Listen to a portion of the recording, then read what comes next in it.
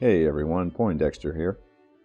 And in this video, we continue the flying career of German pilot Josef Bongartz as we fly patrols 6 and 7 in the game Western Front Ace. In the last video, our pilot gained the 6th sense skill and scored a victory, downing a SPAD 7. He scored a second victory, mauling another SPAD and eventually causing it to crash, but was forced to break off when he ran out of ammo. However, the victory could not be confirmed, so he received no credit for the kill. But pilot Bongartz was promoted to Oberleutnant, or First Lieutenant, and now has the use of a wingman in future battles. It is now December 1916, the start of a new month. First, we shuffle the combat cards. Next, we check the status of major ground offensives. Looking at the pilot log, we see that the Somme offensive is over, so we remove the Somme ground offensive marker from the map. We also roll for the number of contact patrols we'll be flying this month. And we'll only be flying 2 contact patrols. With Lieutenant Bongartz's new promotion, and with plenty of prestige points to spend, he says farewell to his home aerodrome at Mas-Soubuk and transfers north to the aerodrome at Giza. This aerodrome is unique in that depending on which direction we fly, we could encounter French or British aircraft. December 1916 also brings a new German scout into play, the Albatros D3. This Albatros is identical in firepower and durability to the D2, but the D3 is faster, giving us a slight edge in combat. We spend 2 prestige points, 1 for the transfer and 1 for upgrading to a new scout. But since we're performing both at the same time, we lose only 1 sortie for the transition. Our patrol begins, and we roll on the mission assignment chart. And we'll be flying a bomber escort. Bomber escort has us escorting a friendly 2-seater over enemy lines. The 2-seater is not represented by a specific marker, but is assumed to simply exist for game purposes. While escorting, we cannot engage enemy 2-seaters. Our job is to defend our bomber from enemy scout attacks. It is not required for us to escort the bomber to enemy territory if we've been attacked. If we engage any scouts along the way, our mission is considered a success. In this mission, we'll fly the northern route, which is in the British zone, so any aircraft we encounter will be British designs. We take off in our new D3 and roll for the first encounter. It's a 9, and we spot a flight of British scouts near our aerodrome. The flight consists of Sopwith strutters. These are unique scouts in that they have rear gunners, so there won't be any sneaking up from behind on these aircraft. As you can see, these are sturdy aircraft, but they are slower than our Albatros. We engage the enemy and roll for starting position. And we begin the attack from head on. The strutter has a frontal firepower of 3, not as deadly as the Albatros's 5. The rear guns have a total of 3 shots, but the rear gunner also carries 2 ammo drums and will be able to reload 2 more times. Also, the Lewis gun, which the rear gunner is equipped with, is immune to gun jams. We'll go head-to-head with the strutter and call on the assistance of our wingman, who can hopefully help deal some damage to this sturdy aircraft. Our wingman will more than likely be damaged in this attack and will be unable to assist us further, so let's hope for the best. Lieutenant Bongartz fires and scores 4 hits. The strutter fires back and scores 3 hits on our Albatros. We'll apply the hits to the strutter first, Both wing struts are hit along with the landing gear. Now we'll apply the 3 hits to our albatross. 2 hits have no effect, but the third strikes the fuel tank, which is now leaking. Now it's the turn of our wingman. We roll for his attack result on the W1 Wingman Attack on 2-seater chart. He scores 4 hits, but is damaged in the attack. We apply the 4 hits to the strutter, and the starboard struts take serious damage, and his engine and fuel tank are hit, which is now leaking. Now we roll for the final initiative. The strutter has a speed of 9 and agility of 2, but we remove 2 points because of the strutter's engine damage, for a final total of 9.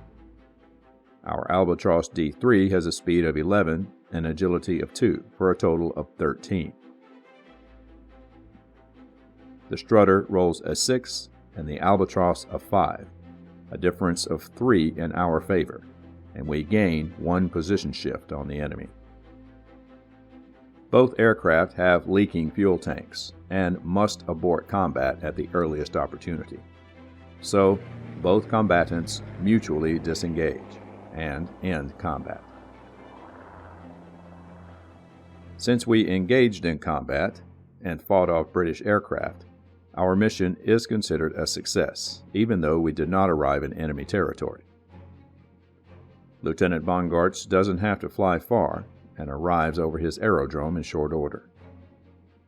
We roll for the weather, and the weather has turned bad over the aerodrome, which adds a +2 modifier to the landing roll.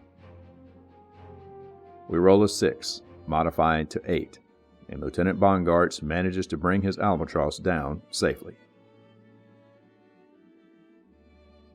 We update the player log, and we've reached the end of December 1916.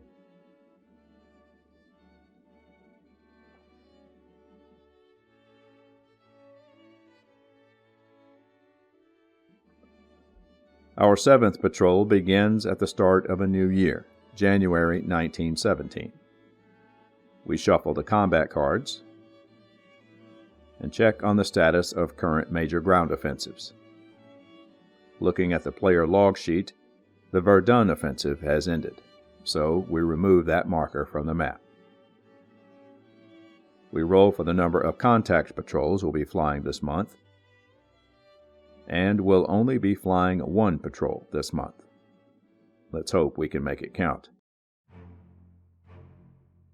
Today, our patrol will be another dangerous balloon-busting mission.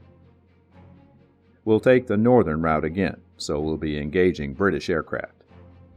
We'll be armed with incendiary ammunition and, per the rules, cannot engage 2-seaters along the way. We take off and roll for our first encounter, and no enemy aircraft are spotted. Lieutenant Bongartz moves to friendly territory, and we roll again.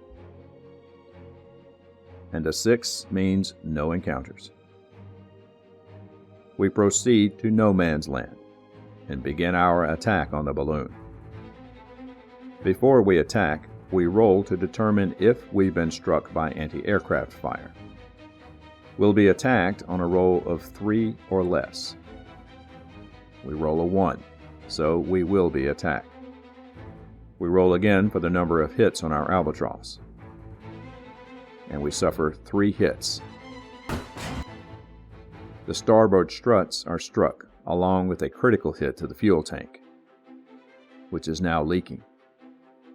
The third hit strikes the canvas for no effect. Now we begin our attack on the balloon. We simply draw a combat card and apply the results. If we score 3 or more random hits, the balloon is destroyed.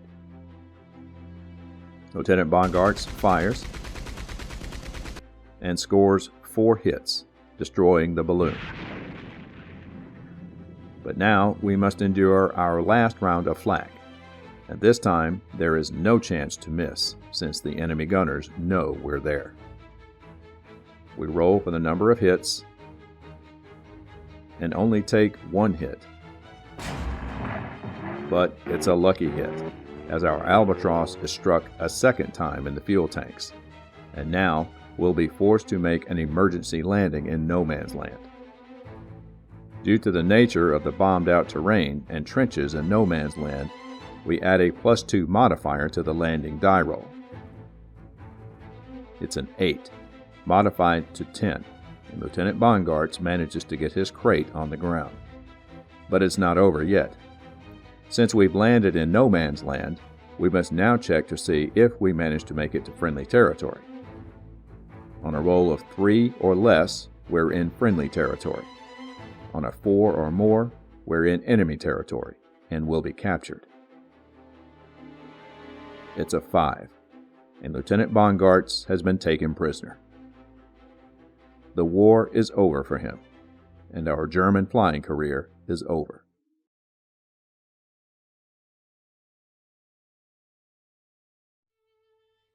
With that, we've reached the end of the video, and the end of Lieutenant Josef Bongartz's career. All told, his career was not a very glorious one as far as number of victories scored, though that doesn't mean it wasn't exciting and dramatic. Lieutenant Bongartz went through some harrowing experiences, encountering a French ace on his first mission, being seriously wounded and out of combat for a month, and eventually being brought down not by another aircraft, but by guns on the ground. He was taken prisoner landing behind enemy lines. But the silver lining is that he lived through his flying career, short as it was. Considering the deadly nature of World War I aerial combat and the short lives of many of its pilots, it's an outcome that has a much happier ending. But don't think that we're done with Western Front Ace just yet. There are still other nations to try, and we've only reached January of 1917. In the next video, we'll continue the game with a British pilot. After all, we need to give the Allies their time fighting the Great War in the air. Thanks for watching, and we'll see you on the next patrol.